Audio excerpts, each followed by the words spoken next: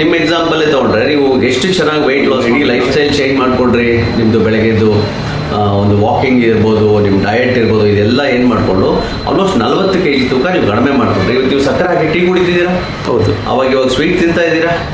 ಅವಾಗಿರೋ ಟೆನ್ಷನ್ಸ್ಗಳನ್ನೆಲ್ಲ ಬೆಳಗ್ಗೆ ಕಡಿಮೆ ಮಾಡ್ಕೊಂಡಿದ್ದೀರಾ. ಇವಾಗ ನಿಮ್ಮ ಶುಗರ್ ಫುಲ್ ನಾರ್ಮಲ್ ಇದೆ. ಇನ್ಸುಲಿನ್ ನಿಂತೋಗಿದೆ, 70% ಮಾತ್ರ ನಿಂತೋಗಿದೆ. ಸ್ವತಃ ನೀವೇ ಇದಕ್ಕೆ ಲೈವ್ ಎಕ್ಸಾಮ್. ಯಾರು ರಿವರ್ಸಲ್ ಬಗ್ಗೆ ಡೌಟ್ ಇದ್ರು ಒಂದ್ಸತಿ ಆನಂದಪುರಂ ಬಂದು ನಿಮ್ಮ ಮೀಟ್ ಆಗಬೇಕು. 2019 ಅಮೆರಿಕನ್ ಡಯಾಬಿಟಿಸ್ ಅಸೋಸಿಯೇಷನ್ ಬಂತು. ಡಯಾಬಿಟಿಸ್ ರಿವರ್ಸ್ ಆಗುತ್ತೆ. ಆ್ಯಕ್ಚುಯಲ್ ಮೆಡಿಕಲ್ ಟರ್ಮ್ ಅಂದರೆ ಸರ್ ಇದಕ್ಕೆ ರೆಮಿಷನ್ ಅಂತ ಹೇಳ್ತೀವಿ, ಸೂಕ್ತವಾಗಿರುವುದು. ರಿವರ್ಸಲ್ ಅನ್ನೋದು ಭಾಳ ಪಾಪ್ಯುಲರ್ ಶಬ್ದ ಅದು. ಈಗ ನಾವು ರೆಮಿಷನ್ ಅಂತ ಹೇಳ್ತಾ ಹೋದರೆ ಜನರಿಗೆ ಕಷ್ಟ ಆಗುತ್ತೆ. ಜನ ಅರ್ಥ ಮಾಡ್ಕೊಂಡು ರಿವರ್ಸಲ್ ಅಂದರೆ ಹಿಂದಕ್ಕೆ ಹೋಗುತ್ತೆ, ಸೂಕ್ತವಾಗಿರುತ್ತೆ. ಹಾಗಂತ ಇದು ಹಿಂದಕ್ಕೆ ಹೋದ್ಮೇಲೆ ನಾವು ಮತ್ತೆ ಮೊದಲ ಥರ ಆದರೆ ಮತ್ತೆ ಬರುತ್ತೆ. ಈಗ ನಿಮ್ಮ ಎಕ್ಸಾಂಪಲ್ಲೇ ತೊಗೊಂಡ್ರೆ ನೀವು ಎಷ್ಟು ಚೆನ್ನಾಗಿ ವೆಯ್ಟ್ ಲಾಸ್ ಮಾಡ್ರಿ. ನಾವು 2019 ಈ ಡಯಾಬಿಟಿಸ್ ರಿವರ್ಸಲ್ ಬಗ್ಗೆ ನಾವು ಇದು ಮಾಡ್ತಾ ಇದ್ವಿ. ನೀವು ನಿಮ್ಮ ಇಡೀ ಲೈಫ್ ಸ್ಟೈಲ್ ಚೇಂಜ್ ಮಾಡ್ಕೊಂಡ್ರಿ. ನಿಮ್ಮದು ಬೆಳಗ್ಗೆದ್ದು ಒಂದು ವಾಕಿಂಗ್ ಇರ್ಬೋದು, ನಿಮ್ಮ ಡಯಟ್ ಇರ್ಬೋದು, ಇದೆಲ್ಲ ಏನು ಮಾಡಿಕೊಂಡು ಆಲ್ಮೋಸ್ಟ್ 40 kg ತೂಕ ನೀವು ಕಡಿಮೆ ಮಾಡ್ಕೊಂಡ್ರಿ. ಇವತ್ತು ನೀವು ಸಕ್ಕರೆ ಹಾಕಿ ಟೀ ಕುಡಿತಿದ್ದೀರಾ. ಹೌದು. ಇವಾಗ ಸ್ವೀಟ್ ತಿಂತಾ ಇದ್ದೀರಾ. ಅವಾಗಿರೋ ಟೆನ್ಷನ್ಸ್ಗಳನ್ನೆಲ್ಲ ಬೆಳಗ್ಗೆ ಕಡಿಮೆ ಮಾಡ್ಕೊಂಡಿದ್ದೀರಾ. ಇವಾಗ ನಿಮ್ಮ ಶುಗರ್ ಫುಲ್ ನಾರ್ಮಲ್ ಇದೆ. ಇನ್ಸುಲಿನ್ ನಿಂತೋಗಿದೆ, 70% ಮಾತ್ರ ನಿಂತೋಗಿದೆ. ಸ್ವತಃ ನೀವೇ ಇದಕ್ಕೆ ಲೈವ್ ಎಕ್ಸಾಂಪಲ್.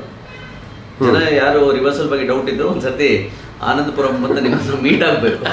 ಅವ್ರಿಗೆ ಇಷ್ಟು ಡೌಟ್ಸ್ ಕ್ಲಿಯರ್ ಆಗಿ ಬರುತ್ತೆ. ಸರ್ ರಾಯ್ ಟೈಲರ್ ಮಾಡಿದ್ದು ಏನು ಸ್ಟಡಿ ಮಾಡಿದ್ರೆ ಡೈರೆಕ್ಟ್ ಟ್ರಯಲ್ ಅಂತೇಳಿ ಇಂಗ್ಲೆಂಡಲ್ಲಿ ಇದೇ ಮಾಡಿದ್ದವರು. ವೆಯ್ಟ್ ಲಾಸ್ ಆಗುತ್ತೆ. ವಿಸರಲ್ ಫ್ಯಾಟ್ ಸರ್ ಆ್ಯಕ್ಚುಲಿ ನೀವು ನೋಡಿ ನಮ್ಮ ಕೈ ಕಾಲೆಲ್ಲ ಸರ್ ನಾರ್ಮಲ್ ಇರುತ್ತೆ. ಈ ಭಾಗ ನಮ್ಮದು ದಪ್ಪಾಗೋದು, ಇದರೊಳಗಡೆ ಫ್ಯಾಟ್ ಮೆತ್ಕೊಳ್ಳುತ್ತೆ. ಒಂಟೆಗೆ ಡುಬ್ಬದಲ್ಲಿ ಕೊಬ್ಬು ಶೇಖರಣೆ ಆಗುತ್ತೆ. ಸೊ ನಾವು ಈ ಫ್ಯಾಟ್ ಅನ್ನ ಕರಗಿಸೋದು ಮೇನ್ ಇರೋದು ಡಯಾಬಿಟಿಸ್ ಅಲ್ಲಿ. ಸೊ ನೀವು ಜಾಸ್ತಿ ಪ್ರೋಟೀನ್, ಜಾಸ್ತಿ ಫ್ಯಾಟ್ಸ್, ಜಾಸ್ತಿ ವೆಜಿಟೇಬಲ್ಸ್ ತಿನ್ನಿ, ಕಾರ್ಬೋಹೈಡ್ರೇಟ್ಸ್ ಕಡಿಮೆ ಮಾಡ್ತಾ ಬನ್ನಿ. ಆಟೋಮ್ಯಾಟಿಕಲಿ ನಿಮಗೆ ಇನ್ಸುಲಿನ್ ಬೇಕಾಗಿರೋದೆ ಕಾರ್ಬೋಹೈಡ್ರೇಟ್ಸ್ನ ಜೀರ್ಣ ಮಾಡ್ಕೊಳ್ಳೋಕ್ಕೆ. ನಿಮ್ಮ ನಾನ್ ವೆಜ್ ಆಗಲಿ, ತರಕಾರಿ ಆಗಲಿ, ಕಾಳು ಬೆಳೆಗೆ ಇನ್ಸುಲಿನ್ಗೂ ಅದಕ್ಕೂ ಸಂಬಂಧನೇ ಇಲ್ಲ. ನೀವು ಎಷ್ಟಾದ್ರೂ ತಿನ್ಕೋಬಹುದು. ಇಷ್ಟು ಸಮಸ್ಯೆ ಇರೋದು ಕಾರ್ಬೋಹೈಡ್ರೇಟ್ಸ್. ಸೊ ನೀವು ಕಾರ್ಬೋಹೈಡ್ರೇಟ್ಸ್ ಕಡಿಮೆ ಮಾಡಿ. ನಾನು ಅದನ್ನು ಬೋರ್ಡ್ ಹಾಕೋಣ ಅಂತೀನಿ, ನನ್ನ ಬುಕ್ಕಲ್ಲೂ ಬರ್ತೀನಿ. ಈ ಹೆಸರೇ ತಪ್ಪು ಸರ್. ಇದು ಶುಗರ್ ಕಾಯಿಲೆ ಅನ್ನೋ ಹೆಸರೇ ತಪ್ಪಿದು.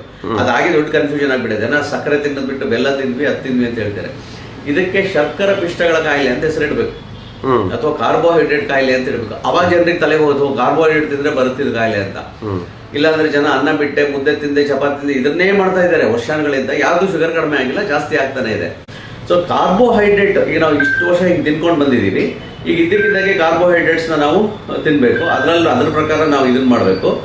ಸೊ ಇಲ್ಲಿ ಒಂದು ಟ್ರಿಕ್ ಬರುತ್ತೆ ಸರ್. ಇದನ್ನ ನಾನು ಕಲ್ತಿರೋದು 21 ದಿವಸ ಅದು ತಗೊಳುತ್ತೆ. ನಮ್ಮ ದೇಹ ಅದನ್ನ ವಿರೋಧಿಸುತ್ತೆ. 2190 ಅಂತ ಒಂದು ರೂಲ್ ಇದೆ.